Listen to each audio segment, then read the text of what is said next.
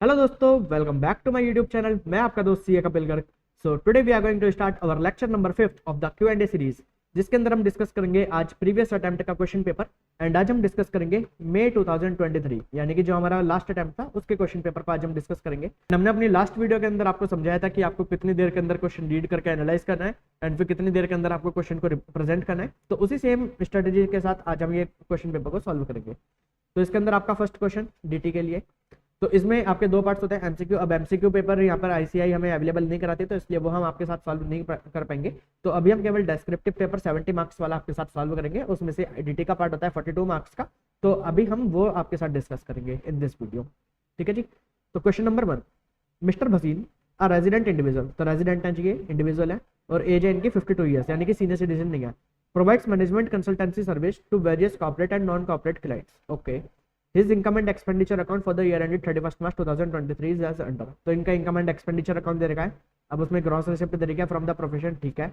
Interest on saving bank account यहाँ पर दे रखा है। इसे यहाँ सर आपको जब आप पीजीबीपी की इनकम निकालेंगे तो आप इसे यहाँ से लेस कर देना एंड आप इसे आईएफएस के अंदर ले जाना, ठीक है। Winning from lottery, net of cost of lottery ticket of 500।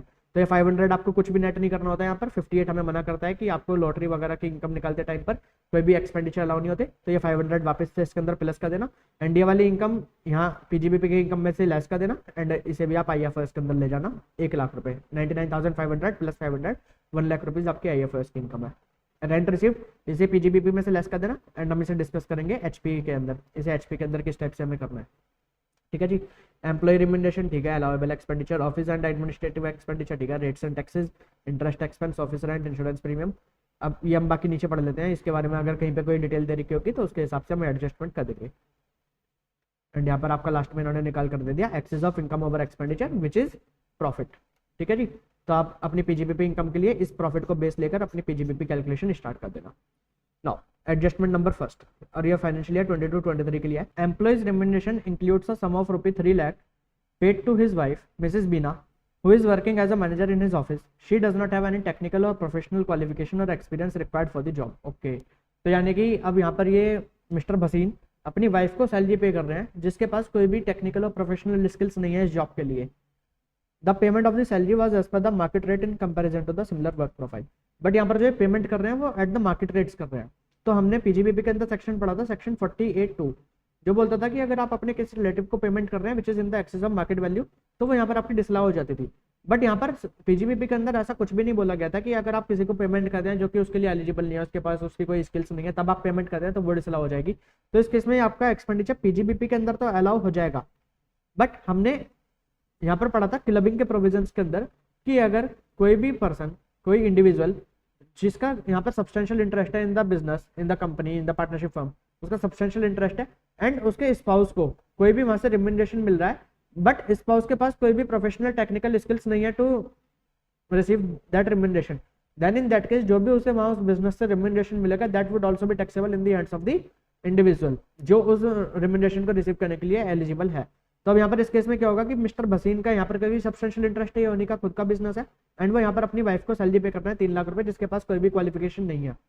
तो पीजीबीपी के अंदर तो एक्सपेंडिचर आपका अलाउ हो जाएगा, बट जब आप यहाँ पर इनकम निकालेंगे मिस्टर भसीन की, तो ये जो इनकम है इनकी वाइफ की, ये भी इन्हीं के हैंड्स में क्लब हो जाएगी, ठीक है। तो ये 3 लाख रुपए की income after giving effect of standard deduction of 50,000 rupees, तो 2,50,000 रुपीज मिस्टर भसीन के हाथ में क्लब हो जाएंगे, ठीक है जी।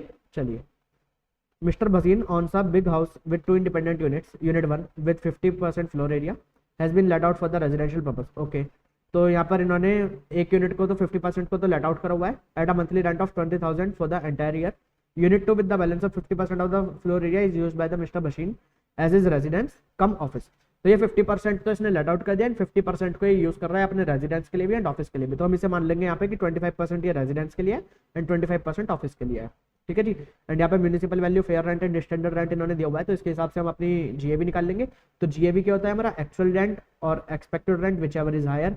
एक्सपेक्टेड रेंट क्या होता है, तो म्यूनिसिपल वैल्यू और fair rent whichever is higher but restricted to the standard rent. And यहाँ पर अब इन्होंने पूरे हाउस के लिए म्यूनिसिपल वैल्यूएशन, फेयर रेंट वगैरह बताया है।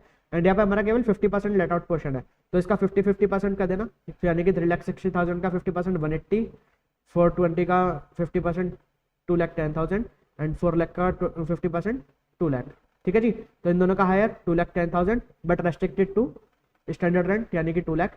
तो यहाँ पर आपका कितना निकल कर आएगा एक्सपेक्टेड रेंट, तो आपका एक्सपेक्टेड रेंट आएगा 2 लाख, बट आपका एक्चुअल रेंट कितना था वो पर इनकम एक्सपेंडिचर अकाउंट के अंदर दे रखा था 2,40,000 एंड इवन आपको यहाँ पर भी बता रखा है कि 20,000 पर मंथ ले रहा है फॉर द एंटायर ईयर।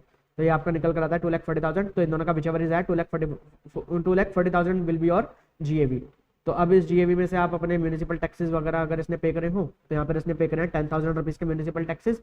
तो ये म्यूनिसिपल टैक्सेस पूरी प्रॉपर्टी के लिए हैं, तो इसमें से 50% आपके लेट आउट पोर्शन के लिए होंगे, तो 5,000 वो लेस कर देना, तो आपका NAV आ जाएगा। उसमें से 30% की स्टैंडर्ड डिडक्शन ले लेना 24A की।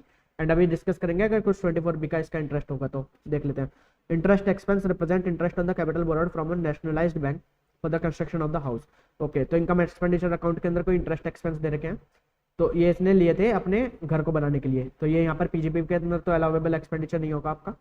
The construction was completed in financial year 10-11, neither the loan nor the interest was paid till the due date of filing of the return of income. Okay, तो इसने यहाँ पर रिटर्न ऑफ इनकम फाइल करने तक इसने कुछ भी interest वगैरह पे नहीं करा। तो इस केस में क्या होगा कि पहले तो जो आपको ऊपर इसने खर्चा दे रखा है इंटरेस्ट के अंदर 80,000 रुपीज़ का, उसका 50% तो आपका चला जाएगा लेट आउट वाले पोर्शन के अंदर, बाकी 50% का 25% जो आपकी सेल्फ ऑक्यूपाइड प्रॉपर्टी है वो भी आपका डिसअलाउएबल एक्सपेंडिचर है, वो भी यहाँ पर आपको अलाउ नहीं होगा वाइल कंप्यूटिंग PGP। रिमेनिंग 25% से रिलेटेड जो आपका इंटरेस्ट एक्सपेंडिचर था वो आपका अलाउ हो जाता। अगर इंटरेस्ट कब अलाउ होता है हमें, पेमेंट बेसिस पर, अगर आप पेमेंट कर देते हैं ऑन और before filing return of income, ठीक है जी, ऑन और before the due date of filing return of income अगर आप पेमेंट कर देते हैं तो आपको यहाँ पर एक्सपेंडिचर अलाउ होता है, अदरवाइज नहीं होता। बट यहाँ पर साफ साफ लिखा है कि उसने ड्यू डेट से पहले कोई भी यहाँ पर इंटरेस्ट वगैरह पे नहीं करा, तो इसलिए आपका ये भी डिसअलाउ हो जाएगा। तो आप 80,000 पूरा का पूरा डिसअलाउएबल एक्सपेंडिचर ऐड कर देना, ठीक है। Based on the actual rent received for unit 1, mister Bhasin has debited 2,40,000 as the notional rent for unit 2 which is used for his profession. तो अब ये नोशनल रेंट हमने पढ़ा था कि अगर बंदे की खुद की प्रॉपर्टी है वो उसके अंदर अपना कोई भी बिजनेस करता है तो वो यहाँ पे नोशनल रेंट की डिडक्शन नहीं ले सकता, बट ये इसने अपने इनकम एक्सपेंडिचर अकाउंट के अंदर डेबिट करा हुआ है, तो आप इसे वापस से एड बैक कर देना, ये आपका डिसअलाउएबल एक्सपेंडिचर है। द एक्सपेंस और insurance premium of ₹72,000 represent lump sum health insurance premium paid by Mr. Bhasin for the 3 years effective from 1st of July 2022 to 30th June 2025 for himself, his spouse and 2 dependent children। ठीक है, तो dependent children के लिए आप 80D के अंदर deduction ले सकते हैं। तो यहाँ पर हेल्थ इंश्योरेंस प्रीमियम की डिडक्शन आपको मिलेगी अंडर सेक्शन 80D एंड यहाँ पर आपने 3 साल का मतलब एक साथ पेमेंट कर दी 3 साल के लिए। तो अब आपके किस किस फाइनेंशियल ईयर के अंदर आपका काम करेगा आपका हेल्थ इंश्योरेंस, तो financial year 2022-23 and financial year 2025-26। तो कितने फाइनेंशियल ईयर हुए, तो 22-23, 23-24, 24-25, 25-26। तो 4 फाइनेंशियल ईयर के अंदर आपकी ये इक्वल इंस्टॉलमेंट के अंदर आपको यहाँ पे डिडक्शन मिल जाएगी। तो 72,000 डिवाइडेड बाय 4 कर देना, 72,000 डिवाइडेड बाय 4, तो 18,000 रुपीज़ का आप 80D क्लेम कर लेना, ठीक है जी। एंड जो इंश्योरेंस प्रीमियम का ऊपर खर्चा दे रखा है उसमें से 72,000 डिसअलाउएबल एक्सपेंडिचर है, उसे वापस से एड बैक कर देना।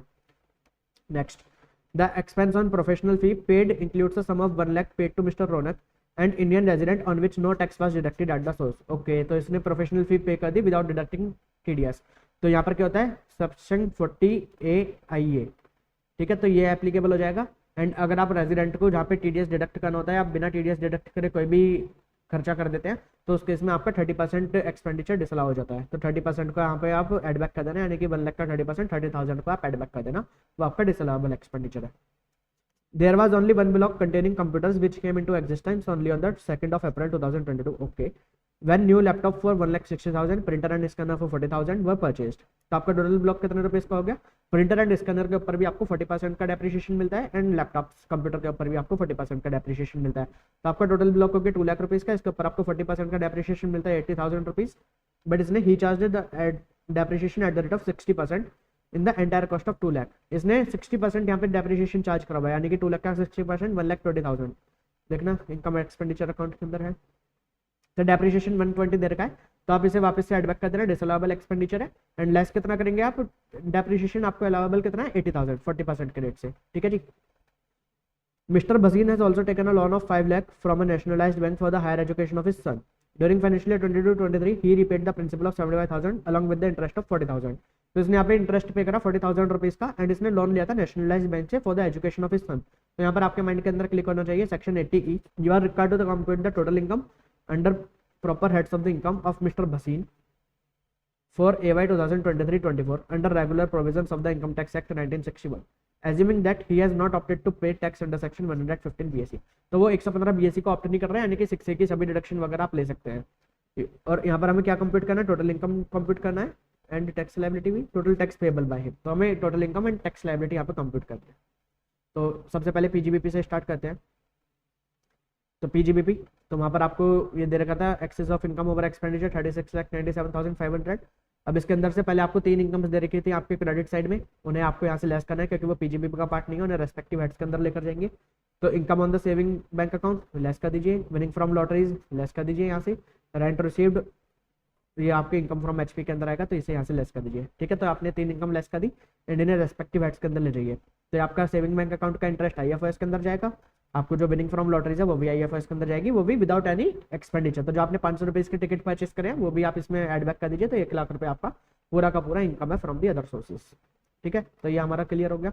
अब इसके बाद जो हमारे डिसअलाउएबल एक्सपेंडिचर्स थे उन पर चलते हैं। तो जो आपने रिम्यूनरेशन पे करी अपनी वाइफ को जो कि क्वालिफाइड नहीं थी फॉर दिस जॉब, तो वो यहाँ पर आपने 48(2) के हिसाब से आपने मार्केट रेट के ऊपर पे करी है, तो यहाँ पर आपको एक्सपेंडिचर तो डिसअलाउ नहीं होगा, आपका एक्सपेंडिचर अलाउ हो जाएगा while computing PGBP.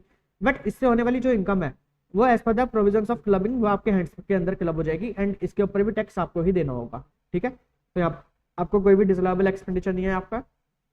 Municipal taxes attributable to the let out and self occupied property, तो आपकी 50% तो लेट आउट थी एंड 25% आपकी सेल्फ ऑक्यूपाइड थी, तो आप उसे तो यहाँ पर आपका डिसअलाउएबल एक्सपेंडिचर है 7500 का आप यहाँ पे एड बैक कर दीजिए एंड बाकी बचा हुआ 2500 आपका वो यहाँ पर अलाउएबल है क्योंकि वो आपके बिजनेस के लिए प्रॉपर्टी यूज हो रही थी। Interest on the capital borrowed for construction of the house attributable to the let out property and self occupied portion, तो जो भी आपकी let out property and self occupied के लिए थी उसे यहाँ पर एड बैक कर दीजिए एंड बाकी आपका बिजनेस एक्सपेंडिचर आपका अलाउएबल है अगर आप उसे पे कर देते हैं ऑन और before the due date of filing return of income. But इस केस में आपने वो पे नहीं करा था ऑन और before due date of filing return of income, तो इसलिए वो भी यहाँ पर आपका डिसअलाउएबल एक्सपेंडिचर हो जाएगा। ठीक है, उसे भी एड बैक कर दीजिए। नोशनल रेंट जो आपने वहाँ पे डेबिट कर दिया था उसे वापस से एड बैक कर दीजिए क्योंकि नोशनल रेंट आपको नहीं मिलता। इंश्योरेंस प्रीमियम जो आपने पर्सनल एक्सपेंडिचर करा था अपने इंश्योरेंस के लिए उसे यहाँ पर एड बैक कर दीजिए। इसका आप 80D के अंदर फॉर इक्वल इंस्टॉलमेंट के अंदर आप इसका डिडक्शन ले सकते हैं, तो 18,000, तो 80D भी देख लेते हैं हैंड टू हैंड। 80D के अंदर आप मेडिकल इंश्योरेंस प्रीमियम ले सकते हैं 72 का 1/4, तो 18,000 आप 80D क्लेम कर लेना। एंड 80E हमने पढ़ा था वहाँ पे कि 40,000 रुपीज़ का आपने एजुकेशन लोन के ऊपर इंटरेस्ट पे करा था, वो 80E के अंदर ले लेना आप। ठीक है जी, चलिए कम टू पीजीबीपी, तो इंश्योरेंस प्रीमियम तक हमारा हो गया। प्रोफेशनल फी फॉर द रौनक, आपने 1 लाख रुपए फी पे कर दी थी विदाउट डिडक्टिंग टीडीएस एंड आपने एक रेजिडेंट को पे करी थी, तो इसलिए 30% 40 IA के अकॉर्डिंगली आपको अलाउएबल एक्सपेंडिचर नहीं है, उसे एड बैक कर दीजिए। Depreciation as per the books of account आपने यहाँ पे 120 करा हुआ था, उसे एड बैक कर दीजिए एंड आपको एक्चुअली अलाउ होगा 80,000 रुपीज़ का, उसे आप लेस कर देना। डेप्रिसिएशन अलाउएबल 80,000 रुपीज़ उसे लेस कर देना, तो ये आपकी पीजीबीपी की इनकम निकल कर आ जाएगी। ठीक है, अब इनकम फ्रॉम अदर सोर्सेज को कम से कम कर देते हैं, तो यहाँ पर आपकी इनकम आ गई। अब यहाँ पर आपको सेविंग बैंक अकाउंट से इंटरेस्ट हो रहा है, तो यहाँ पर आप क्योंकि सीनियर सिटीजन नहीं है तो इसलिए यहाँ पर आपको 80 TTA की डिडक्शन मिलेगी 10,000 रुपीज़ तक की, तो 80 TTA 10,000 की डिडक्शन ले लेना आप। ठीक है जी, तो 10,000 रुपीज़ आपको 80 TTA मिल गया। नाउ कम टू सैलरी, अब आप बोलेंगे कि इन्होंने तो कोई सैलरी अर्न ही नहीं करी थी, बट इनकी वाइफ को सैलरी मिल रही थी एंड वो क्वालिफाई नहीं थी, तो इसलिए यहाँ पर अब क्लबिंग के प्रोविजंस लग के वो सैलरी इनके हैंड्स में टैक्सेबल हो जाएगी। ठीक है, तो इनकम फ्रॉम द सैलरीज, तो जिन्होंने सैलरी दी थी अपनी वाइफ को who are not eligible to receive this salary, तो अब उस केस में वो 3 लाख रुपीज़ की सैलरी माइनस 50% के स्टैंडर्ड डिडक्शन, तो 2,50,000 will be taxable in the hands of mister Bhasin itself. Income from the house property, अब हाउस प्रॉपर्टी की इनकम किस टाइप से निकालिए, तो पहले लेट आउट पोर्शन के लिए निकालिए, फिर हम सेल्फ ऑक्यूपाइड पोर्शन के लिए निकालेंगे। तो लेट आउट पोर्शन के लिए मैंने आपको जीए भी निकालना वहीं पे समझा दिया था सॉल्व करते टाइम पे, तो 2,40,000 आपकी आई थी self occupied property late out property की जीए भी, उसमें से आपको 50% जो आपका लेट आउट पोर्शन है उसका म्यूनिसिपल टैक्स की डिडक्शन दे देना, तो आपकी एनए भी निकल जाएगी, इसमें से 30% की डिडक्शन दे देना। आपने 80,000 रुपीज़ टोटल इंटरेस्ट पे करा था, उसका 50% यहाँ पर आपको 24B के अंदर अलाउ हो जाएगा, तो आपकी income from let out property आ गई। सेम अब आपको सेल्फ ऑक्यूपाइड के लिए करना है, तो उसके लिए आपकी जीए भी एनए भी नील होती है, 24 आपको नहीं मिलता एंड 24B में आपका 25% था, तो 80,000 का 25% यानी कि 20,000 रुपीज़ की आप डिडक्शन दे देना 24B के अंदर, तो यहाँ पर आपका एसओपी के अंदर लॉस आ जाएगा एंड इन दोनों को आपस में सेट ऑफ कर देना, तो आपकी 1,04,500 रुपीज़ की एचपी की इनकम आ जाएगी। ठीक है, तो इसी के साथ ही हमारा पूरा का पूरा क्वेश्चन सॉल्व हो गया, सारे डिडक्शन सब हमने कर लिया यहाँ पे डिस्कस। अब बस आप इसके ऊपर जो आपकी इनकम निकलती है, अब इसमें जो आपकी विनिंग फ्रॉम लॉटरी वाली इनकम है कैजुअल इनकम, उसके ऊपर आपको 30% का टैक्स फ्लैट रेट आपको 30% का टैक्स लगेगा एंड बाकी जो आपकी इनकम है उसके ऊपर आपको स्लैब लगेंगे, स्लैब आपको वही लगेगा 2.5 तक नील, 2.5 to 5 5%, 5 to 10 20% and above 10 30%। And आपकी इनकम, क्योंकि यहाँ पर आपकी टोटल इनकम 50 लाख रुपीज से कम है, तो इसलिए यहाँ पर आपको कोई सरचार्ज वगैरह नहीं लगेगा, डायरेक्टली आप उसके ऊपर हेल्थ एंड एजुकेशन सेस लगाकर आपका टोटल टैक्स पेबल निकल जाएगा। ठीक है जी, तो क्वेश्चन आपको समझ आ गया। चलिए come to question number 2। Mister Jaichand, an Indian citizen, left India for employment in country X on 5th June 2014. He regularly visited and stayed for 60 days in every previous year since then. However, in the financial year 2022-23, he did not come to India at all. Okay, तो ये 22-23 के अंदर एक भी दिन के लिए India के अंदर नहीं आए। ठीक है जी। He owns a commercial building in Delhi which is let out. He has also set a retail store in India which is controlled by his brother from India. He provides the following information to you regarding his income for the financial year 2022-23. तो इनकी कितनी income है यहाँ पर? Income from the commercial building in Delhi, तो ये Indian income है इनकी 12 लाख रुपीज कॉम्प्यूटेड, तो ये इन्होंने कॉम्प्यूटेड बता दिया, तो यहाँ पर हमें कोई भी अब यहाँ पर 24A वगैरह क्लेम नहीं करना। ठीक है। इनकम फ्रॉम रिटेल स्टोर 4,50,000, ये भी कॉम्प्यूटेड है। चलिए, country X does not tax any individual on their income as there is no personal income tax regime. Okay, तो अब ये इंडियन सिटीजन है एंड ये कंट्री एक्स के अंदर अभी रह रहे हैं एंड कंट्री एक्स के अंदर इनसे कोई भी टैक्स नहीं लिया जा रहा। तो हमने एक सेक्शन पढ़ा था, सेक्शन 6 सबसेक्शन 1A, वो क्या बोलता था कि एनी इंडियन सिटीजन जो कि इंडिया का सिटीजन है एंड उसकी इनकम अदर देन दी फॉरेन सोर्सेज की इनकम 15 लाख रुपए से ज्यादा है during the previous year, and वो जिस कंट्री के अंदर अभी रेजिडेंट है वहां पर वो टैक्स रेजिडेंट नहीं है, मतलब वहां पे उससे टैक्स कलेक्ट नहीं करा जा रहा ड्यू टू एनी रीजन, वहां पे उसे टैक्स पे नहीं करना ड्यू टू एनी रीजन, कि वो ड्यू टू इज डोमिसाइल और एनी अदर फैक्ट वहां पे उसे टैक्स पे नहीं करना, तो इस केस में उस इंडियन सिटीजन को यहाँ पर इंडिया का रेजिडेंट मान लिया जाएगा। ठीक है, इंडियन रेजिडेंट बना दिया जाएगा उसे, एंड कौन सा, उसे इंडियन रेजिडेंट बनाया जाएगा डायरेक्टली RNOR। यहाँ पर उसे ROR RNOR के लिए अलग से दो कंडीशन होती है, वो चेक नहीं करनी, उसे डायरेक्टली RNOR बना दिया जाएगा। ठीक है, अब इस केस में मिस्टर जयचंद एक इंडियन सिटीजन है। ठीक है, एंड इंडियन सिटीजन है ये, एंड ये यहाँ पर ड्यूरिंग द प्रीवियस ईयर 22-23 एक भी दिन इंडिया के अंदर नहीं आए, बट इनकी इनकम अदर देन दी फॉरेन सोर्सेज की इनकम कितनी है, तो 12 लाख तो इनकी यहाँ पर है income from commercial building and 4,50,000, तो इनकी टोटल इनकम अदर देन दी फॉरेन सोर्सेज की इनकम है 16,50,000 which is greater then 15 lakh. ठीक है, तो इस केस में क्या होगा, इन्हें यहाँ पर एज पर सेक्शन 6(1)(a) इन्हें RNOR बना दिया जाएगा एंड इनकी यहाँ पर इनकम टैक्सेबल हो जाएगी। Determine the residential status of mister Jaichand for the assessment year 23-24, तो as per 6 subsection 1A mister Jaichand is RNOR। ठीक है, तो अब मैं पहले 6(1)(a) के प्रोविजंस को मेंशन करना, फिर उसके बाद बताना कि जयचंद का केस ये था, और उसके हिसाब से कंक्लूजन बता देना कि मिस्टर जयचंद एक RNOR है। Will your answer change if he is a citizen of country x. अब अगर मान लीजिए वो कंट्री एक्स का सिटीजन होता, तो इस केस में क्या होता, जो 6(1)(a) लगता है वो केवल लगता है कि अगर कोई इंडियन सिटीजन है उसके ऊपर। अब अगर वो सिटीजन ही कंट्री एक्स का है, फिर वो इंडिया के अंदर रहने नहीं आ रहा है इस साल के अंदर, तो उसे डायरेक्टली NR बना दिया जाएगा, फिर उसके ऊपर 6(1)(a) की एप्लीकेबिलिटी नहीं होगी।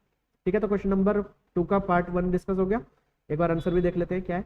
तो determination of the residential state of mister Jaichand for AY 2023-24, तो 6(1) के हिसाब से तो रेजिडेंट नहीं बनेगा क्योंकि 182 डेज इंडिया के अंदर नहीं रह रहा, एंड सेकंड कंडीशन इसकी टोटल इनकम 15 लाख रुपए से ज्यादा है and not liable to tax in country X है, तो he would be deemed resident in the India from previous year 22-23 as per section 6(1)(a) and are deemed resident is always a resident but not ordinary resident, तो इसे RNOR बना दिया।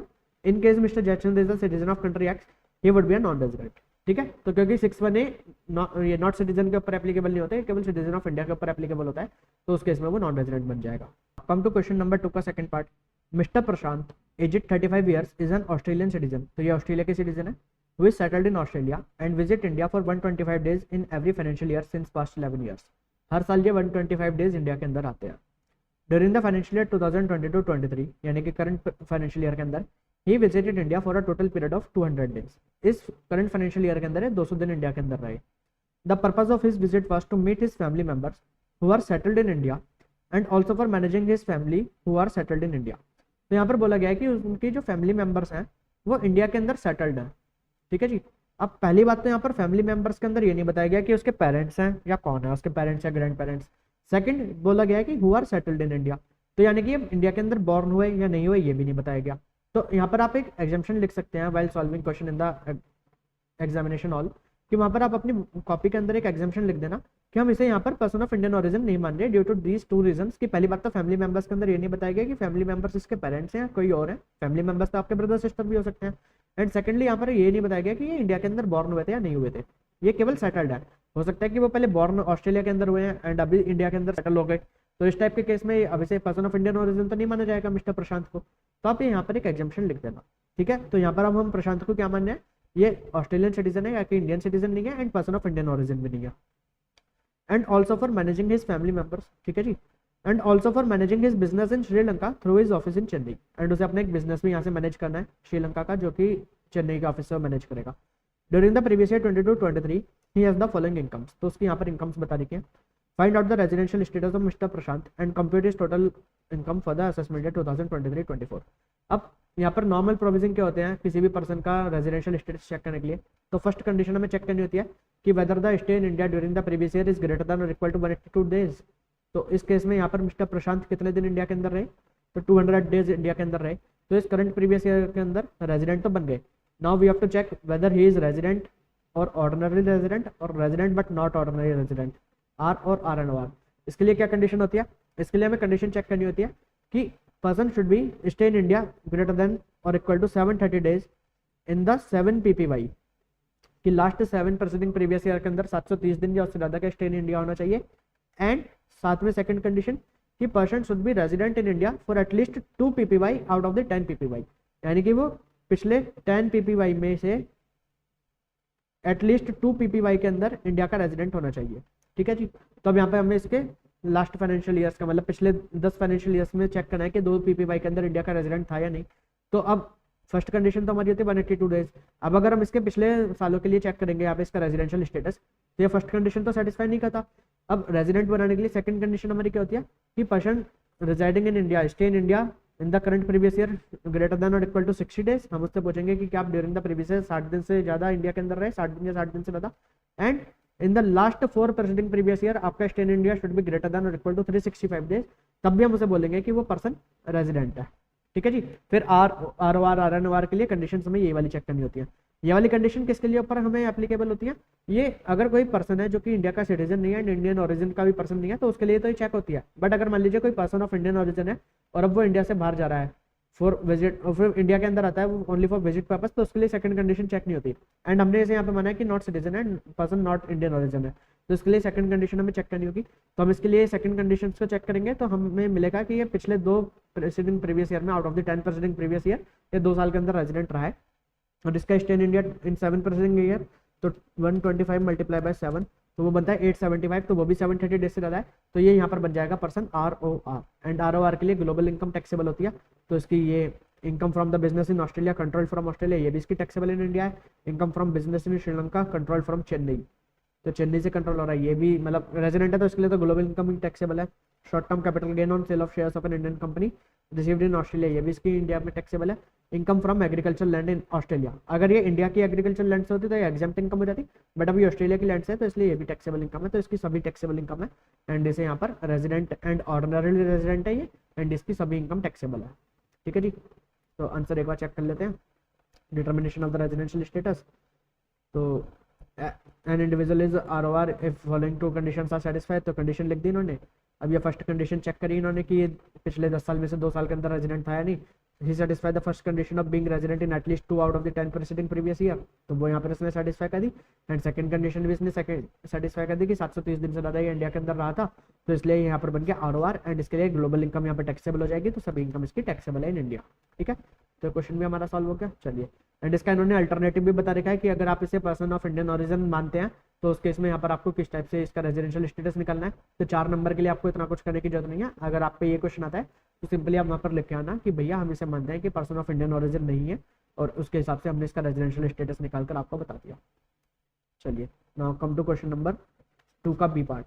Miss Tara, resident individual aged 32 years, is a social media influencer. Okay, she make videos reviewing various electronic items and post those video on the social media. On 1st of December 2022, XYZ Limited, an Indian company manufacturer of electronic cars, gave her a brand new car having fair market value of 6 lakh to promote on her social media page. तो अब यहाँ पर एक electronic car के manufacturer ने इसे अपनी car दी कि आप इसे प्रमोट कर दीजिए अपने सोशल मीडिया पेज के ऊपर। She used that car for 7 months for her personal purpose, recorded a video reviewing the car and then returned the car to the company. अब इसने कार को लिया उसे यूज़ करा 7 महीने के लिए, उसे रिव्यू करा एंड उसका वहाँ पे रिव्यू उसने अपने सोशल मीडिया पे डालकर, फॉर एग्जांपल यूट्यूब पे डालकर, फिर उसने कार को रिटर्न कर दिया कंपनी को।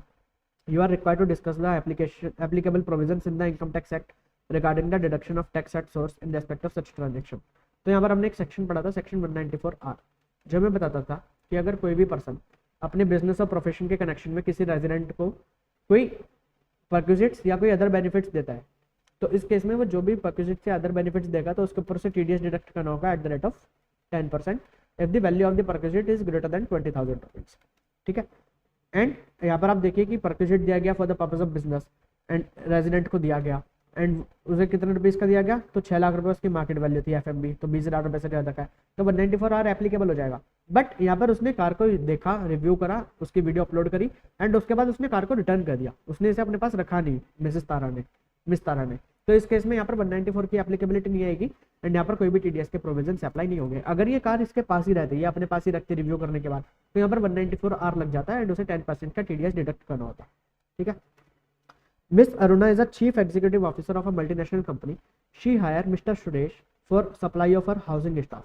अब इसने अपने हाउसिंग स्टाफ को सप्लाई करने के लिए किसी पर्सन को हायर कराया, like gardener, chef and driver, and make the following payment to him. तो मतलब ये इसने एक तरीके से इसे कॉन्ट्रैक्ट दे दिया।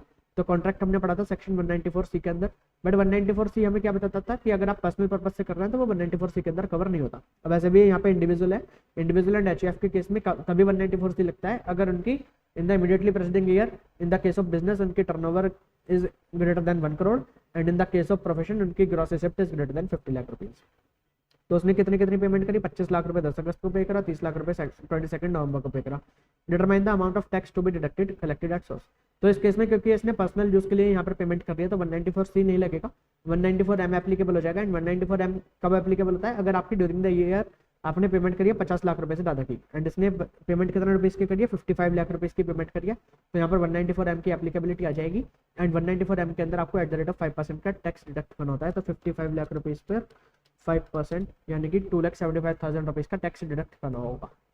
चलिए, would your answer be different if Miss Aruna is a businesswoman and her books are not audited in the immediately preceding financial year and the payment to Mr. Suresh is for business purpose? अब अगर ये business purpose से payment हो रही है तो ये फिर यहाँ पर 194C लग जाता एंड वो बोल रहा है कि Mrs Aruna is business woman and her books are not audited. But यहाँ पर मिसेज अरुणा बिजनेस वुमन तो है बट उनकी बुक्स ऑडिटेड नहीं हो रही इन the immediately presiding financial year. And books audit कब होती है अंडर सेक्शन 44AB, वो तब होती है कि अगर आपकी during the previous year turnover, मतलब आपकी turnover during the previous year is greater than 1 crore, तो तब आपकी बुक्स ऑडिट होती है, यानी कि इनकी टर्नओवर 1 करोड़ रुपए से ज़्यादा की नहीं है। आप यहाँ पे एग्जाम्पशन लिख देना कि हम यहाँ पे मानते हैं कि इनकी जो बुक्स ऑडिट नहीं हो रही वो इस वजह से नहीं हो रही कि इनके in the previous year turnover 1 crore रुपए से ज़्यादा की नहीं है, तो इसलिए इनकी बुक्स ऑडिट नहीं हो रही, तो इसलिए इन पे 194C एप्लीकेबल नहीं होगा, इन्हें भी 194M के अंदर ही टीडीएस डिडक्ट करना होगा, तो आंसर हमारा चेंज नहीं होगा। बट अगर हम यहाँ पे सपोज करते हैं कि 44AB के अंदर और भी कंडीशन लिखी है कि मान लीजिए आप 44AD को ऑप्ट कर रहे हैं, तो 44AD को ऑप्ट कर रहे हैं तो आपको 2 करोड़ रुपए तक अपनी यहाँ पर ऑडिट नहीं करवानी होती, तो इस वजह से इनकी ऑडिट नहीं हो रही, बट इनकी टर्नओवर 1 करोड़ रुपए से ज़्यादा किया, तो इस केस में यहाँ पर इनकी टर्नओवर तो 1 करोड़ रुपए से ज़्यादा की थी, फिर इस केस में 194C एप्लीकेबल हो जाएगा। ठीक है जी, तो आप अपना आंसर लिखते टाइम पे वहाँ पर अपनी एग्जेप्शन लिख देना कि हम यहाँ पर एज्यूम करते हैं कि इनकी जो बुक्स ऑफ अकाउंट ऑडिट नहीं हो रही वो इस वजह से नहीं हो रही कि इनकी turnover in the presiding previous year 1 crore रुपए से कम की थी, तो फिर इनके ऊपर 194C एप्लीकेबल नहीं होगा, 194M ही एप्लीकेबल होगा और हमारे आंसर के अंदर कोई भी चेंज नहीं आएगा। By virtue of an agreement with nationalised bank, Messrs ABC Private Limited, a company engaged in the catering business, received 60,000 per month towards supply of the food, water, snacks. तो अभी यहाँ पे कैटरिंग का business कर रहा है and हमने 194C के अंदर पढ़ा था कि अगर आप कोई कैटरिंग का भी कॉन्ट्रैक्ट करते हैं, यहाँ इसने कैटरिंग का कॉन्ट्रैक्ट हुआ है इसका बैंक के साथ, तो अगर आप कोई कैटरिंग का कॉन्ट्रैक्ट करते हैं तो वो भी 194C के अंदर कॉन्ट्रैक्ट होता है। ठीक है जी, एंड पेमेंट हो रही है 30,000 रुपीज़ से ज़्यादा की पर मंथ, तो इस केस में 194C एप्लीकेबल हो जाएगा। एंड यहाँ पे ABC प्राइवेट लिमिटेड को इन्होंने एंगेज करा है नेशनलाइज्ड बैंक में, तो नेशनलाइज्ड बैंक को एट द रेट ऑफ 2% इसका टीडीएस डिडक्ट करना होगा क्योंकि ये ABC प्राइवेट लिमिटेड है। अगर यहाँ पे कोई इंडिविजुअल एचयूएफ होता है तो टीडीएस का रेट होता है एट द रेट ऑफ 1%, तो 60,000 पर मंथ मल्टीप्लाई बाय 2% यानी कि 1,200 रुपीज़ पर मंथ का इनका टीडीएस डिडक्ट करना होगा नेशनलाइज्ड बैंक को। फटाफट से एक बार इनके सॉल्यूशंस को रीड कर लेते हैं कि हमारे सॉल्यूशंस ठीक है या नहीं।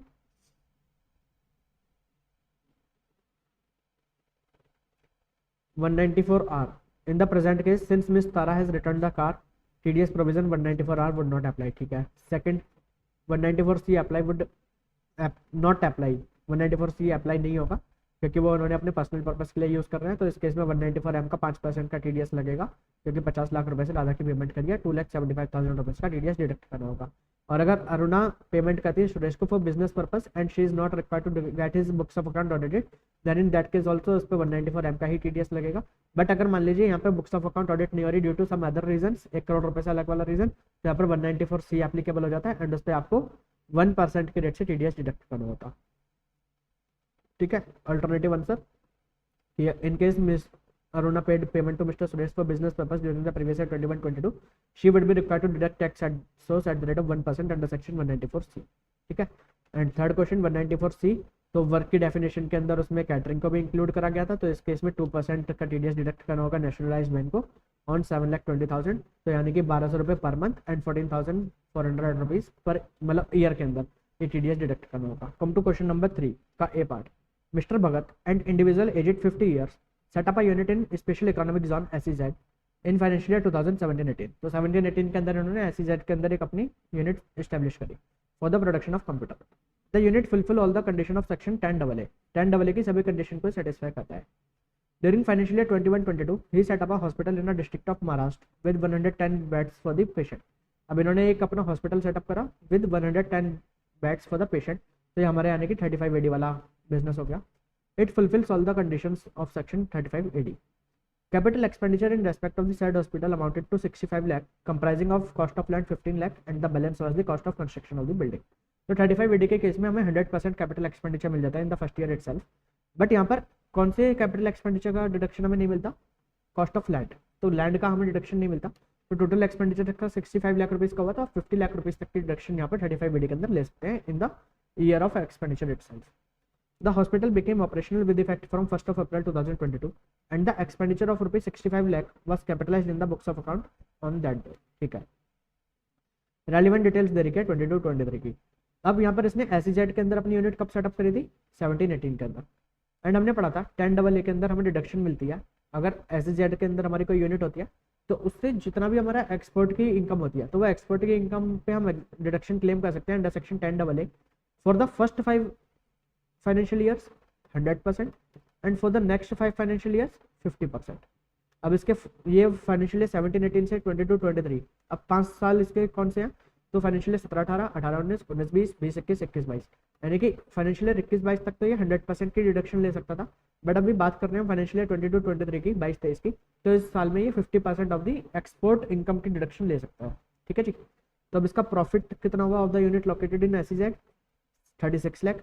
एक्सपोर्ट सेल कितनी थी? 75 लाख। डोमेस्टिक सेल कितनी थी? 25 लाख। तो टोटल सेल कितनी थी? 100 लाख। प्रॉफिट कितना हुआ? 36 लाख मल्टीप्लाई बाय, तो 36 लाख का प्रॉफिट हुआ on the total sale of 100 lakh, इसमें से केवल एक्सपोर्ट वाली सेल यानी कि 75 लाख, तो इतने की आपको डिडक्शन मिल जाएगी अंडर सेक्शन 10AA।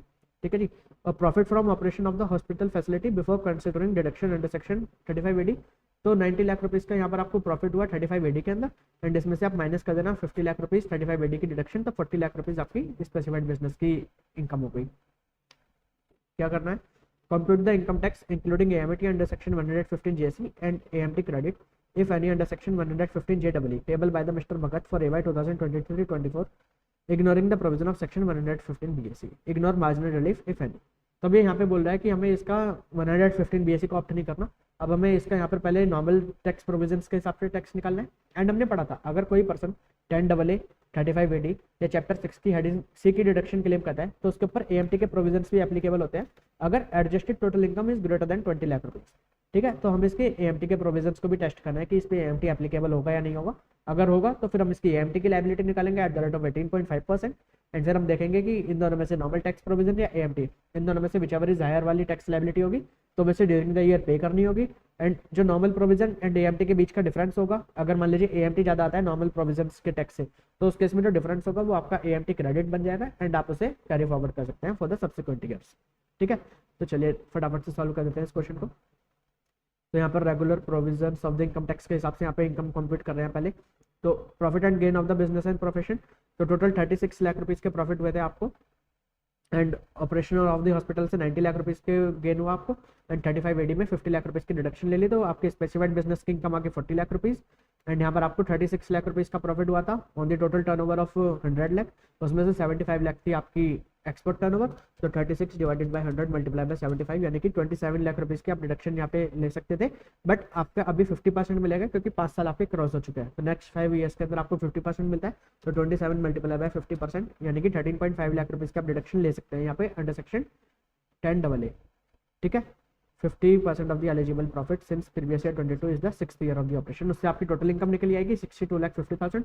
अब इसके ऊपर आपको अपना टैक्स निकालना है, तो टैक्स किस टाइप से निकालना है, तो आपको अपने स्लैब्स के हिसाब के फर्स्ट 2.5 लाख नील, नेक्स्ट 2.5 लाख रुपीज़ पे 5%, फिर 5 to 10 लाख पे 20% एंड अबव 10 लाख पे 30%, तो उस हिसाब से आप अपना टैक्स निकाल लीजिए। एंड आपकी इनकम क्योंकि 50 लाख रुपीज़ से ज़्यादा है बट 1 CR से कम है इन द केस ऑफ इंडिविजुअल, तो आप पे 10% का यहाँ पर सरचार्ज लगेगा।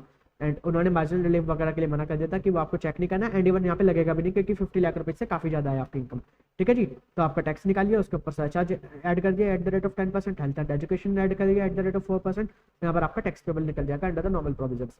अब आपको निकालनी है इसकी total income, adjusted total income, तो वो कैसे निकलती है कि जिन डिडक्शंस की वजह से आपके ऊपर अभी ये AMT के प्रोविजन से अप्लाई हो रही है उन्हें ऐड बैक कर दीजिए। तो यहाँ पर आपकी नॉर्मल प्रोविजंस के अंदर इनकम कितनी निकली थी 62,50,000, यहाँ पर आपने डिडक्शन कौन सी ली थी, तो 10AA की डिडक्शन ली थी 13,50,000, उसे ऐड बैक कर दीजिए, प्लस आपने 35AD के अंदर डिडक्शन ली थी 50 लाख रुपीज़ की।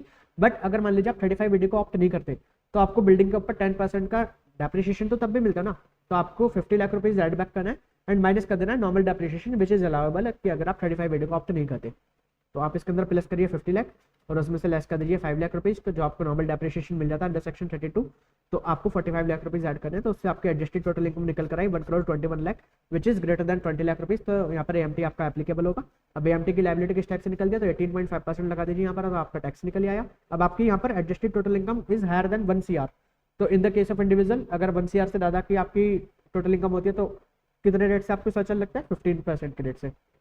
ठीक है जी, तो यहाँ पे 15% का सरचार्ज एप्लीकेबल कर दीजिए, तो आपकी टैक्स निकल आया, उसके ऊपर 4% का हेल्थ एंड एजुकेशन सेस, तो यहाँ पर आपका टोटल टैक्स पेबल निकल आया। अब इन दोनों में से विच एवर इज हायर, तो आपकी नॉर्मल प्रोविजंस के अंदर टैक्स लायबिलिटी निकली थी 19,30,000 एंड यहाँ पर आपकी टैक्स लायबिलिटी निकली है 26,77,000, तो आपको 26,77,000 पे करना होगा। एंड इन दोनों के बीच का जो डिफरेंस होगा आपका नॉर्मल प्रोविजंस एंड AMT की लायबिलिटी के बीच का डिफरेंस, वो आपका टैक्स क्रेडिट बन जाएगा जिसे आप कैरी फॉरवर्ड कर सकते हैं for the subsequent year. And आप इसे सब्सिक्वेंट ईयर में कब यूज कर सकते हैं, मान लीजिए कभी आपके ऊपर नॉर्मल टैक्स के जो प्रोविजंस के नॉर्मल प्रोविजंस के हिसाब से जो टैक्स बनता है वो आपका ज़्यादा होता है एज कम्पेयर टू AMT, तो उस साल में जो आपका AMT तक है वो तो आपको कैश के अंदर ही पे करना होगा, एक्चुअली पे करना होगा, एंड AMT से ऊपर वाला जो आपका टैक्स लायबिलिटी बनती है वो आप यहाँ पे टैक्स क्रेडिट से पे कर सकते हैं, AMT टैक्स क्रेडिट से। ठीक है, तो क्वेश्चन आपको समझ आ गया। चलिए now come to question number third का part B. Mr. Rohan retired from the Messrs QRST Limited, a private sector company on 31st March 2023 after completing 28 years 3 months of the service. तो उसने 28 साल 3 महीने की अपनी सर्विस करके अब ये वहाँ से रिटायर हो रहा है। He received the following some gift on his retirement. तो इसे वहाँ से ग्रेचुटी मिली 7,50,000 रुपीज़ की। He was covered under the Payment of Gratuity Act. Payment of gratuity act के अंदर कवर था, तो हमें यहाँ पे इसकी 7,50,000 रुपीज़ की ग्रेचुटी मिली, इसमें से कुछ एग्जाम्प्ट होती है तो वह एग्जाम्प्टेड वाला पोर्शन लेस कर देंगे, बाकी इसकी टैक्सेबल हो जाएगी। लीव एनकैशमेंट मिला है 3,25,000 रुपीज़ का for 210 days leave balance in his account, तो 210 दिन का इसका लीव बैलेंस अभी बाकी था, मतलब 28 साल 3 महीने में इसने 210 दिन की छुट्टी इसकी अभी बच रही थी, एंड इसे हर साल 30 दिन की छुट्टी अलाउ होती थी। तो इनकम टैक्स के अंदर मान लीजिए अगर यहाँ पे आपको 30 दिन से ज़्यादा भी छुट्टी अलाउ होती है एज पर कंपनी प्रोविजन, तब भी इनकम टैक्स की जब यहाँ पे आप लीव एनकैशमेंट की एग्जेम्पशन निकालते हैं तो उसमें आपको 30 दिन ही मैक्सिमम अलाउेबल छुट्टी होती है आपकी पर ईयर। ठीक है जी, क्रॉकरी सेट मिला 4500 रुपये का from his employer at the farewell party, तो 4,500 रुपीज़ का मिला, यानी कि 5,000 रुपये से कम का मिला, तो इसलिए यहाँ पर ये आपका कोई भी टैक्सेबल नहीं होगा, ये आपका एग्जाम्पल है। He drew a basic salary of 25,000 per month along with 50% of the basic salary as DA, not forming part of the retirement benefit. अब ये जो इसका DA था ये not forming part of the retirement benefit है, यानी कि in terms वाला DA नहीं है, तो अब ये हमें सैलरी की कहीं पे जैसे ग्रेचुटी के लिए हमें निकालना है इसकी कितनी एग्जाम्पशन होगी, तो वहाँ पे परसेंटेज निकालना होता है, तो उसमें हमें देखना है, फिर लीव एनकैशमेंट के लिए देखना है, तो वो याद रखना। For the period 1st April 22 to 31st March 2023. Further, during the year, his employer provided him a motor car of 1800 cc, which was used by him and his family solely for the personal purpose. केवल personal purpose के लिए use हो रही है, तो यहाँ पर आपको वो 1800 वगैरह वाली कंडीशन नहीं देखने की आपको 1800 रुपये टैक्सेबल होगा, कितना टैक्सेबल होगा, ये आपको केवल खुद के यूज़ के लिए पर्सनल यूज़ के लिए दी गई है। तो यहाँ पर आपकी जितनी भी कार की वैल्यू होगी उसका 10%, ठीक है जी, तो जितनी भी कार की आपकी वैल्यू होगी उसका 10% आपका यहाँ पर टैक्सेबल हो जाएगा एज सैलरी। ठीक है, एंड यहाँ पर वो salary of the driver amounting to 10,000 per month was made by the employer only. अब जो ड्राइवर की सैलरी है वो भी एम्प्लॉयर ही दे रहा है, तो जो भी एक्चुअल सैलरी होगी यानी कि 10,000 पर मंथ मल्टीप्लाई बाय 12 1,20,000, तो ये भी आपका पर ग्रेजुएट बन के सैलरी में टैक्सेबल हो जाएगा। You are required to compute the taxable salary of Mr. Rohan for assessment year 23-24, assuming that he neither claim any relief under section 89 nor does he opt for 115 BSc। तो वो 115 BSc को opt नहीं कर रहे हैं, यानी कि आप स्टैंडर्ड डिडक्शन, चैप्टर 6 की डिडक्शन ये सब क्लेम कर सकते हैं। चलिए कम टू द सॉल्यूशन। तो पहले इसकी सैलरी कितनी है 25,000 पर मंथ, तो वो इसकी सैलरी निकाल लीजिए, बेसिक सैलरी 50% इसका DA है तो वो यहाँ पर ऐड कर दीजिए। ग्रेचुटी इसे टोटल मिली 7,50,000, अब उसमें से एग्जाम्प्ट वाला पार्ट निकालना है अंडर सेक्शन 1010, तो वो किस टाइप से निकालना होता है, तो वो होता है list of the following. Notified limit 20 lakh rupees, आपको एक्चुअली कितना मिला 7,50,000 रुपीज, और अब ये क्योंकि पेमेंट ऑफ ग्रेचुटी एक्ट के अंदर कवर होता है तो इसके लिए हमें किस टाइप से निकालना होता है 15/26 of the last drawn salary into number of completed years of the service of part in excess of 6 month. इनने यहाँ पे कितने साल के लिए करा 28 ईयर्स 3 मंथ, तो यहाँ पे 6 महीने से ज़्यादा वाला कंसेप्ट नहीं लगेगा, 28 मंथ्स को ले लेना। इसकी सैलरी कितनी है, तो यहाँ पर अगर पेमेंट ऑफ ग्रेचुटी एक्ट के अंदर कवर होता है तो सैलरी कहने का मतलब होता है basic salary plus DA even if it not in terms, ठीक है जी। तो इसकी बेसिक सैलरी थी 25,000 प्लस इसे DA मिलता था 10% का, तो इसकी सैलरी कितनी हो गई, सॉरी इसे DA मिलता था 50%, 25,000 प्लस 50%, तो इसकी सैलरी होगी 37,500 सैलरी आ गई, एंड उसका 15/26, तो 15/26 multiply by 37,500 multiply by 28 years, तो ये निकल कर आता है 6,05,769। तो इतने तक की इसे एग्जाम्पशन मिल जाएगी, बाकी इसका टैक्सेबल हो जाएगा। तो 7,50,000 में से 6,05,769 लेस करके ये इसका टैक्सेबल है। अब इसे लीव एनकैशमेंट मिला, तो लीव एनकैशमेंट किस टाइप से हमें निकालना होता है, तो 10 की हमें एग्जाम्पशन निकालनी है। तो notified limit 3 lakh rupees, actually कितना मिला 3,25,000 लाख रुपीज़, और हमें निकालना होता है 10 मंथ की यहाँ पे सैलरी। तो इसकी 1 साल की सैलरी कितनी थी, 1 महीने की सैलरी कितनी थी 25,000, तो यहाँ पे सैलरी करने का मतलब क्या होता है बेसिक पे plus DA if in terms plus commission if it's on the percentage of turnover, but यहाँ पे इसका कमीशन वगैरह कुछ नहीं बता देगा, इससे जो DA मिलता है वो नॉट इन टर्म्स है तो वो भी ऐड नहीं होगा, तो केवल इसकी बेसिक सैलरी, तो basic salary multiply by 10 month, तो यानी कि इसकी 10 मंथ की सैलरी निकाल लीजिए तो वो 2,50,000 आता है। और cash equivalent to leave to his credit, तो इसके क्रेडिट में अभी कितनी लीव्स बच रही थी उसके इक्विवेलेंट कैश। अब उसके लिए भी आपको कितना कैश मिल सकता था आपको, तो पहले उसे आप डिवाइड कर लीजिए, तो आपको 210 डेज की यहाँ पर लीव्स अभी आपकी बच रही थी, उसे आप पहले मंथ्स के अंदर कन्वर्ट कर लीजिए डिवाइडेड बाय 30 करके, यानी कि 7 महीने की आपको छुट्टी मिल सकती थी। 7 महीने की आप अब इसे सैलरी से मल्टीप्लाई कर दीजिए 7 × 25,000, तो आपके निकल करा दिया 1,75,000। तो इन चारों का विच एवर इज लोअर तो वो आपको एग्जाम्पशन मिलती है अंडर सेक्शन 1010AA। तो 3,25,000 में से माइनस कर दीजिए 1,75,000, 1,50,000 रुपीज़ यहाँ पर आपकी इनकम बन जाएगी सैलरी की। यहाँ पे आपको क्रॉकरी सेट मिला जिसकी वैल्यू 5 लाख रुपए से कम की थी, तो इसलिए ये कुछ भी आपका इनकम नहीं बनेगा सैलरी का। पर विजिट वैल्यू आपको मिली, तो ड्राइवर की सैलरी आपकी पर विजिट वैल्यू के अंदर आ जाएगी, एंड जो आपकी कार की कॉस्ट थी उसका 10% वो भी आपकी पर विजिट वैल्यू हो जाएगी। तो 1,20,000 तो ड्राइवर की सैलरी, एंड आपकी कार की कॉस्ट थी 8 लाख रुपीज़, तो उसका 10% यानी कि 80,000 ये भी आपकी पर विजिट वैल्यू है, ये भी आपकी टैक्सेबल होगी सैलरी, तो 2 लाख रुपीज़ आपकी ये टैक्सेबल हो जाएगी सैलरी के अंदर। आपकी ग्रॉस सैलरी निकल आएगी, तो उसमें से स्टैंडर्ड डिडक्शन देना 50,000 रुपीज़ की, तो आपकी टैक्सेबल सैलरी कंप्लीट हो गई। ठीक है जी, यहाँ तक का समझ आ गया। Question number 4, mister Chaman who is 50 years old यानी कि सीनियर सिटीजन नहीं है, and his wife missus Chaman who is 40 years old यानी कि ये भी सीनियर सिटीजन नहीं है, furnish the following information, all the amount of income gain losses are computed as per the provisions of the income tax act, यानी कि जितनी भी यहाँ पर इनकम वगैरह बता रही है वो सभी कॉम्प्यूटेड है एज पर द प्रोविजंस, यानी कि सैलरी में से 50,000 रुपीज़ की स्टैंडर्ड डिडक्शन आपको ऑलरेडी दे चुके हैं, हाउस प्रॉपर्टी में 24 की 30% डिडक्शन ऑलरेडी दे चुके हैं, तो ये आपको एज इट इज वैल्यू यहाँ पर उठा दिया। तो मिस्टर चमन की salary income 11 lakh rupees, missus Chaman की income from Kathak performance 2,50,000 rupees, she is a professional Kathak dancer and pursue dancing as a profession. ठीक है जी, तो ये भी इनकी प्रोफेशन की इनकम हो गई, PGBP इनकम हो गई है इनकी एक तरीके से। Mrs Chaman earned long term capital gain of 5,50,000 from sale of shares. ठीक है, तो ये इनकी कैपिटल गेन की इनकम हो गई मिसिस चमन की। Mrs Chaman gifted 2 lakh to mister Chaman out of stridhan on 1 April 2023. Mr. Chaman invested the entire amount in stock market but suffered a loss of STCL of ₹5,10,000. तो अब यहाँ पर स्त्री धन में से मिसेस चमन ने अपनी कुछ सेविंग दी मिस्टर चमन को, एंड मिस्टर चमन ने वो स्टॉक मार्केट के अंदर लगा दिया 2 लाख रुपए, एंड उसमें से इन्होंने लॉस कर लिया। तो अब अगर इसमें यहाँ पर इन्हें गेन होता तो वो मिसेस चमन के हाथ में टैक्स क्लबिंग हो जाती है उसकी, और वो मिसेस चमन के हाथ में टैक्सेबल होता। अब अगर वो लॉस भी हो गया तब भी इसकी भी लॉस की भी क्लबिंग होगी, एंड वो भी मिसेस चमन के हाथ में टैक्सेबल होगा, मतलब वो इसका बेनिफिट ले सकती है लॉस का। Miss Nana, their minor daughter, earned rupees 3,56,000 by performing in various quiz competition held online during the year 22-23. तो ये तो इसने अपनी खुद की स्किल से अर्न करी है, तो ये किसी के हाथ में क्लबिंग नहीं होगी यहाँ पर.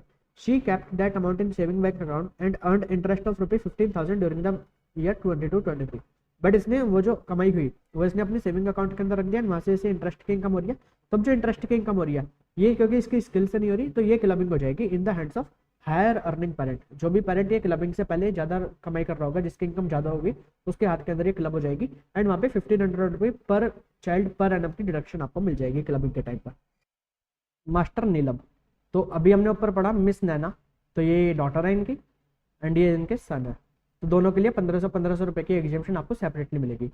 Master Neelam, their minor son, earned 35,000 from fix deposit which was made out of the cash he received on his birthday from his friends and family.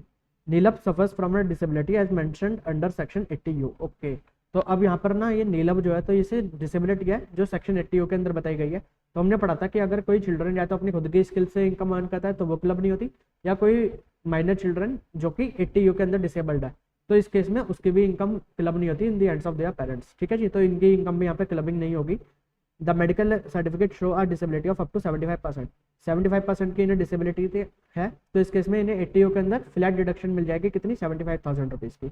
अगर ये 80% से ज़्यादा होती तो यहाँ पर फ्लैट डिडक्शन मिलती है 1,25,000 रुपीज़ की. ठीक है जी, तो अभी यहाँ पर इन्हें कितनी डिडक्शन मिल जाएगी, 75,000 रुपीज़ की. अब हमें क्या करना है, compute the total income in the hands of mister and Mrs Chaman and their minor children for the assessment year 2023-24. Ignore section 115 BSc pertaining to the alternative tax regime. अब यहाँ पर आपको एक चीज ध्यान देनी है, यहाँ पर ये पूछना है असेसमेंट ईयर 23-24 के लिए. 23-24 असेसमेंट ईयर कहने का मतलब प्रीवियस ईयर 2022-23. प्रीवियस ईयर 2022-23 कब से चालू होता है, 1 अप्रैल 2022 से, एंड कब होता है, 31 मार्च 2023 पे. ठीक है जी. एंड अगर आपने ऊपर ध्यान दिया हो तो यहाँ पर इनकी वाइफ ने, मिसिस चमन ने गिफ्ट करे थे 2 लाख रुपए मिस्टर चमन को आउट ऑफ देयर स्त्री धन. कब दिए थे वो, 1 अप्रैल 2023 में, यानी कि ये प्रीवियस ईयर 2023-24 की बात है. ठीक है, तो जब हम असेसमेंट ईयर 23-24 की इनकम निकालेंगे तो उस टाइम पे इसका यहाँ पर हमें कुछ भी नहीं करना. तो यहाँ पर जो भी इनका कैपिटल लॉस है मिस्टर चमन का, वो मिस्टर चमन के हाथ में रहेगा सारा का सारा. मिसिस चमन को कुछ भी यहाँ पर ये इसकी मतलब क्लबिंग नहीं लगेगी क्योंकि ये 23-24 के अंदर इन्होंने दिया है. ठीक है जी, तो अब यहाँ पर आपको ये चीज़ ध्यान देनी है, तो इसलिए यहाँ पर क्लबिंग के प्रोविजंस आप अप्लाई मत करना. और अगर आपको क्लबिंग के प्रोविजंस अप्लाई करने हैं तो आप सेकेंडली क्या कर सकते हैं, आप इसे यहाँ पर एज्यूम करिए कि 22 है, तब यहाँ पर आप क्लबिंग के प्रोविजन से अप्लाई कर सकते हैं. ठीक है, तो जिस भी टाइप से आपको समझ आए आप वैसे कर लेना. अगर ये 1 अप्रैल 22 है तो क्लबिंग अप्लाई होगी, बट अगर ये 1 अप्रैल 2023 है तो यहाँ पर क्लबिंग अप्लाई नहीं होगी. एंड ये 5,10,000 रुपीज़ की जितने भी ये लॉस है ये सारा का सारा मिस्टर चमन के हैंड्स में ही रहेगा. ठीक है जी, चलिए नाउ कम टू सॉल्यूशन.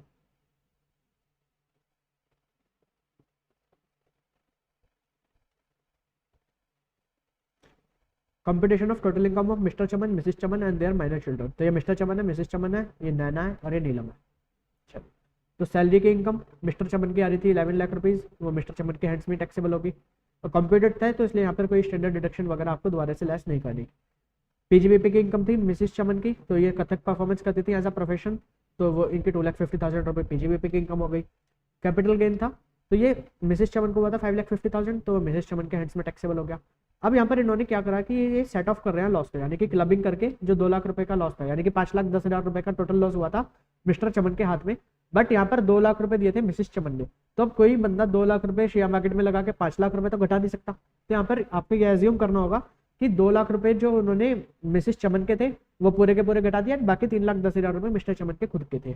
ठीक है जी, तो इसलिए यहाँ पर जो क्लबिंग होगी वो 2 लाख रुपए तक की होगी, पूरा का पूरा 5,10,000 रुपए की क्लबिंग नहीं होगी. 5,10,000 रुपए की अगर आपको यहाँ पर क्लबिंग करनी है तो आपको ये मानना पड़ेगा कि 2 लाख रुपए लगाकर ही उन्होंने 5,10,000 रुपए शेयर मार्केट में घटा दिए, विच इज क्वाइट एब्सर्ड. ठीक है, तो यहाँ पर आपको इस टाइप से 2 लाख रुपए की क्लबिंग कर दी. बट ये क्लबिंग कब होगी, ये केवल तब होगी अगर आप वहाँ पे जो डेट थी आप उसे रीड करें एज 1 अप्रैल 2022. अगर आप उसे 1 अप्रैल 2023 ही रीड करते हैं तो आपको क्लबिंग नहीं मिलेगी, इसे यहाँ से आप हटा देना. ठीक है, एंड मिस्टर चमन की कोई भी यहाँ पर कैपिटल गेन की इनकम नहीं थी, तो इनका जितना भी लॉस है 3,10,000 या 5,10,000 एज द केस में भी वो इन्हें पूरा का पूरा कैरी फॉरवर्ड करना होगा. ठीक है, तो अब इससे इनकी कैपिटल गेन की इनकम निकल आती है या तो 3,50,000 या तो 5,50,000, तो जिस भी टाइप से आपको सॉल्व करना है. तो अब जो भी आप सॉल्व करें वहां पर आपको केवल अपनी आंसर बुक के अंदर एक एजम्पशन देकर आनी है। एजम्पशन ज़्यादा आप ये दिया ना कि भाई देखिए आपने ले रखा है 1 अप्रैल 2023, तो इसलिए 23-24 का पार्ट है, तो इसलिए यहाँ पे हम इसकी क्लबिंग नहीं कर रहे, और अगर आपको क्लबिंग करवानी है तो इसे हम 1 अप्रैल 2022 को रीड कर रहे हैं। ठीक है जी। तो इससे यहाँ पर इनकी इनकम निकल कर है, मिस्टर चमन की 11 लाख, मिसेस चमन की 6 लाख। तो किसकी इनकम ज़्यादा है? मिस्टर चमन की। तो अगर क्लबिंग होगी बच्चों की इनकम तो किसके हाथ में होगी? मिस्टर चमन के हाथ में। तब जो नैना को इनकम हुई थी 3,56,000 रुपीज़ की, जो उसने ऑनलाइन क्विज के अंदर इनकम करी थी, वो उसके खुद के टैलेंट और स्किल्स से थी, तो वो किसी के हेड्स में क्लब नहीं होगी, वो मिस नैना के हाथ में ही रहेगी। एंड जो उसके ऊपर इसने जो इनकम हुई थी, अब वो इसने एफडी में मतलब जमा करा दी थी, एंड उससे जो इंटरेस्ट मिल रहा है 15,000 रुपीज़, उसमें 1,500 रुपये की एग्जाम्पशन देने के बाद हायर अर्निंग पेरेंट के हाथ में वो क्लब हो जाएगा 13,500 इन the hands of mister Chaman. And जो नीलम को इनकम हो रही है वो सारी की सारी इनकम मास्टर नीलम के हाथ में ही टैक्सेबल होगी, क्योंकि वो डिसेबल्ड है as specified under section 80U। ठीक है जी। तो वो 35,000 इनके हाथ में ही टैक्सेबल होगी, वो क्लबिंग के प्रोविजन इस पर अप्लाई नहीं होंगे। उससे यहाँ पर आपकी GTI निकल कर आ गई।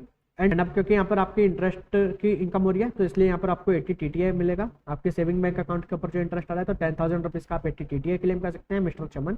एंड मास्टर नीलम 80U की डिडक्शन क्लेम कर सकते हैं 35,000 रुपीज़, क्योंकि इनकी लिमिट होती है 75,000, बट अभी इनकी इनकम 35,000 है, तो 35,000 रुपीज़ तक की आप यहाँ पे डिडक्शन क्लेम कर सकते हैं, तो उससे इनकी टोटल इनकम निकल कर आ जाएगी। ठीक है, चलिए।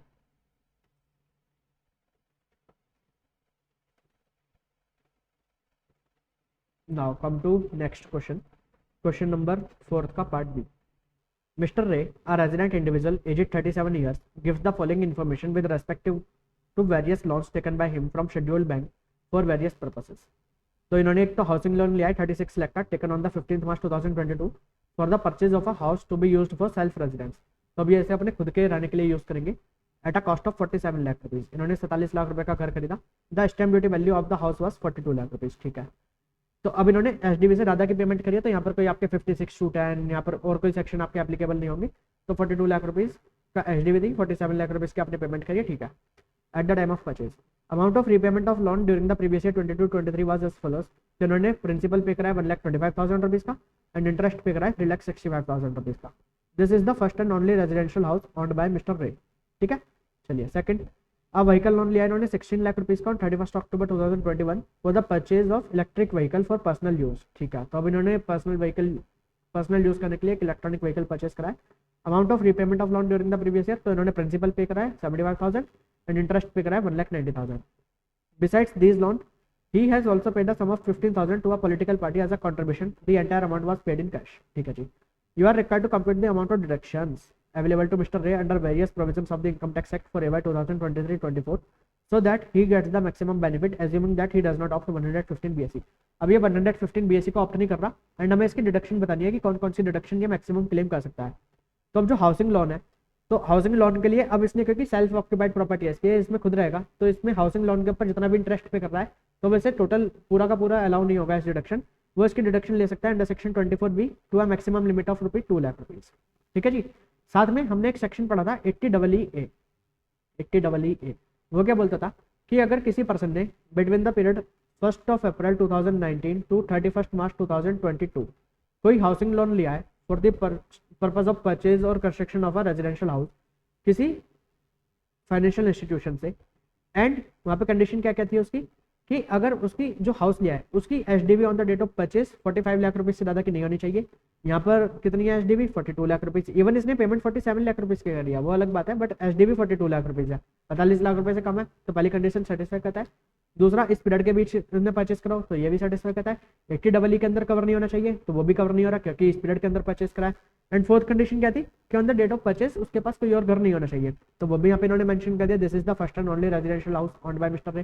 तो इस केस में ये 1,50,000 रुपीज़ तक की डिडक्शन और एडिशनल ले सकता है on the interest of housing loan.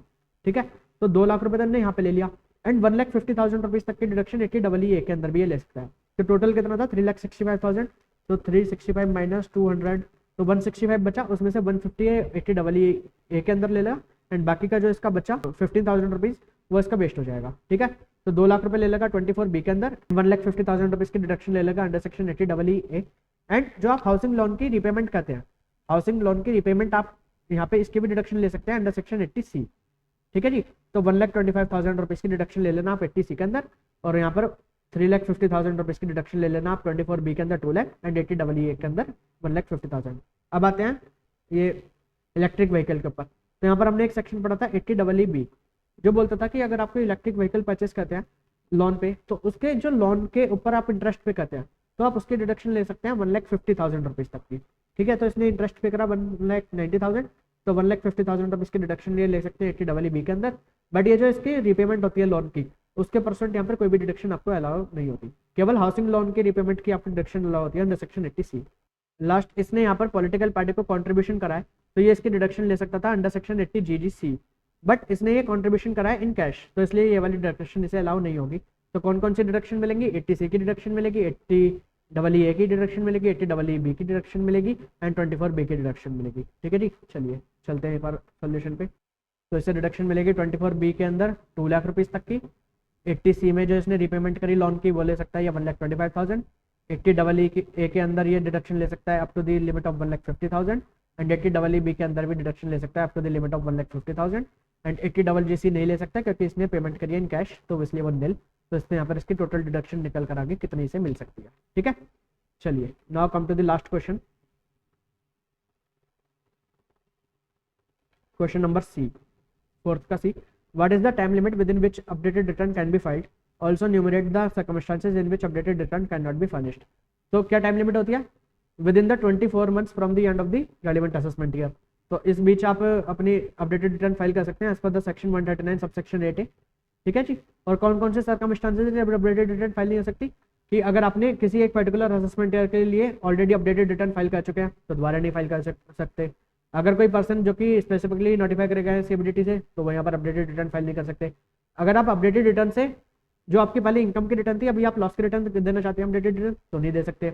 अगर आप अपडेटेड रिटर्न के थ्रू अपना टैक्स घटाना चाहते हैं, टैक्स की लायबिलिटी घटाना चाहते हैं, तो नहीं दे सकते।